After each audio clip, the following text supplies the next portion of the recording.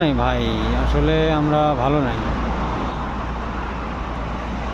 প্রবাসে কেউ এসে ভালো আছে, কেউ এসে একদমই ভালো নেই। ঠিক আছে, তো তার মধ্যে হয়তো বা আমিও পড়ে গেছি, ব্যতিক্রম কিছু না, স্বাভাবিক বিষয়। আজকে একটা ঈদের দিন, অথচ আমাদের ডিউটি করতে হচ্ছে। আচ্ছা হোক, ডিউটি করলাম, কোনো সমস্যা নাই, কারণ প্রবাসে আসা কাজ করার জন্যেই।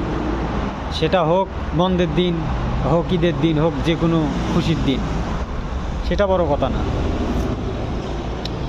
কিন্তু কথাটা হচ্ছে যে 1 মাস কাজ করার পরে, মাস শেষ হয়ে গেছে, তারপরেও আপনার হাতে এই একটা খুশির দিন, ঈদের দিন, আপনাকে স্যালারি দিল না। কিংবা আপনার যে স্যালারিটা, আপনি যে বেতনটা, সেই বেতনটা থেকে যদি 500 রিয়াল আপনার হাতে দিয়ে বলতো যে এই টাকাটা রাখ, এটা দিয়ে ঈদের খরচাপাতি করিস, কিংবা দেশে কিছু পাঠাস,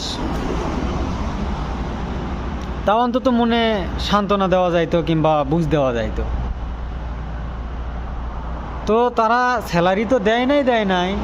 সো আমরা যে আজ কয়টা দিন হলে না খেয়ে রয়েছি, আমাদের হাতে টাকা পয়সা নাই, সবাই নতুন, একটা খোঁজ খবর পর্যন্ত রাখে নাই যে তোরা কি পজিশনে আছিস। তো আসলে এটা খুবই দুঃখজনক ব্যাপার আমাদের জন্য। আমরা খুবই লজ্জিত যে আমরা মানুষ কিন্তু নামে মানুষ, ভিতরে মনুষ্যত্ব নেই। ঠিক আছে, আজকে আমার এতটা খারাপ লাগতেছে যে বলার বাইরে, যে আমার রুমে 4-5টা ছেলে পেলে, তাদের হাতে টাকা পয়সা নাই, তারা না খায় রয়েছে। আজকে অনেকেই ভাত নিয়ে আসে নাই। ঠিক আছে, তো কি বলতাম, বলার মতো ভাষা নাই, বলার মতো কিছু নাই।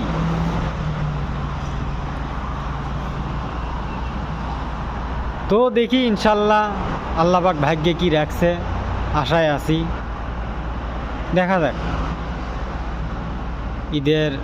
আজকে ঈদের দিন, ঈদ শেষ হয়ে গেলে যদি বেতন দেয় তাও আলহামদুলিল্লাহ, যদি না দেয় তো কিছু আর করার নাই। আসলে আমাদের ভাগ্যটাই খারাপ।